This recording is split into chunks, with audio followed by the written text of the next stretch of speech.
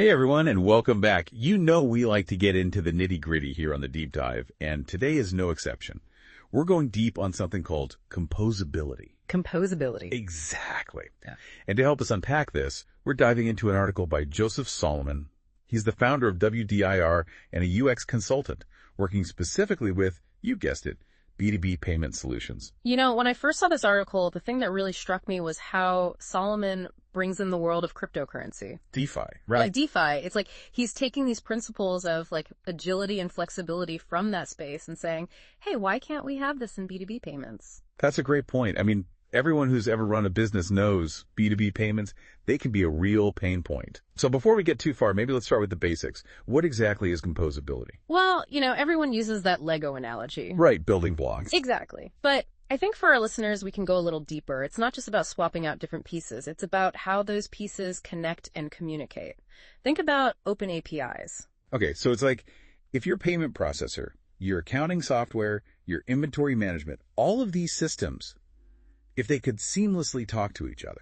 That's composability in action. And that's what Solomon's really getting at in this article. He talks a lot about modular payment solutions. And an API-first approach, which is, I guess, how you achieve that seamless communication. Right, exactly. It's like instead of these big, clunky, monolithic systems, you have these smaller, more nimble modules that you can plug and play. And that's supposed to make things better for businesses, how? Well, think about it this way. You're no longer stuck with a one-size-fits-all solution.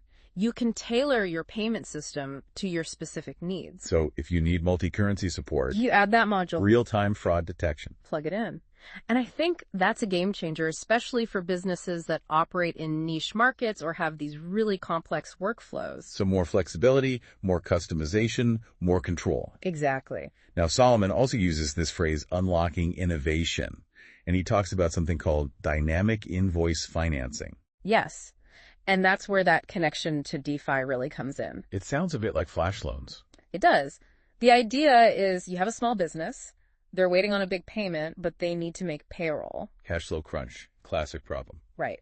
But with dynamic invoice financing, they could tap the value of that outstanding invoice instantly.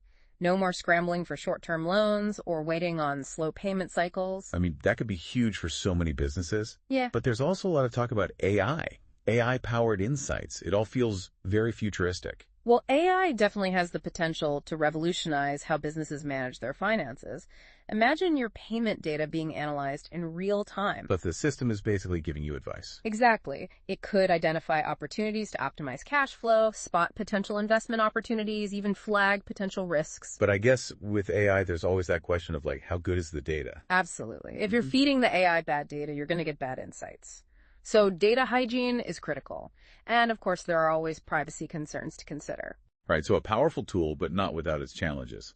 Another thing that Solomon talks about is automated payment orchestration. Ah, yes. This is where it gets really interesting. So the system is basically figuring out the best way to route each payment. Exactly. It's looking at speed, cost, security, all of these factors, and then selecting the optimal route for every single transaction. I mean, that could be a big disruption to the existing payments infrastructure, right? Absolutely. If you have a system that can automatically find the fastest, cheapest, and most secure way to move money, that's going to have a huge impact on payment processors and financial institutions.